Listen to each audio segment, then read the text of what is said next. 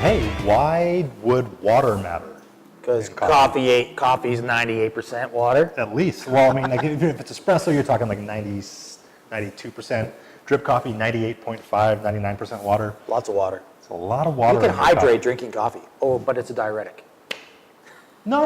Like that. I think that's a really complicated question. But here's the thing about water: is that water chemistry is actually kind of complicated. And if it weren't complicated, water wouldn't be such a great life force. It wouldn't be so necessary for life. I mean, if water's density properties weren't what they were, ice wouldn't float necessarily. You know what I mean?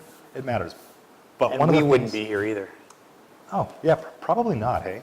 So anyway, why does water matter when drinking coffee? Well, if you don't really care about how your coffee tastes, maybe it doesn't matter that much. But if you care about how your coffee tastes, water has a whole lot of stuff in it that is going to affect what you pull out of the coffee is pulled out of the coffee. So if we talk about positively charged ions like calcium and magnesium, sodium, potassium, these things act as like, I'm going to call them, I shouldn't say magnets, but they act as like powerful attracting sites for the soluble compounds in coffee. So the more of those you have in them, generally, the more stuff you can pull out of the coffee to a point.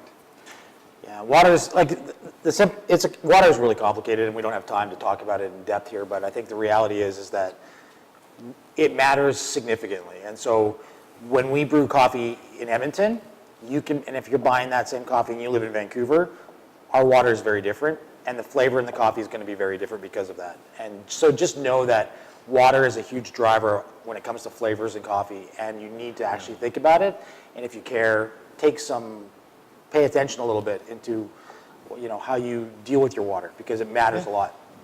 One other very important part is that water that's comes from like a ground source or a surface source typically has like calcium carbonate in it, and that in water acts as a way to absorb acids and bases that get thrown at it and to neutralize changes in pH. And that's a very good property of water, but it's a very tough property for getting delicious, tasty acids in coffee. If you have too much what's called alkalinity or buffering capacity in your water, your coffee's going to taste flat, dull. It might even taste a bit chalky. If you have too little, it might taste thin and hollow and too acidic and not enough of everything else.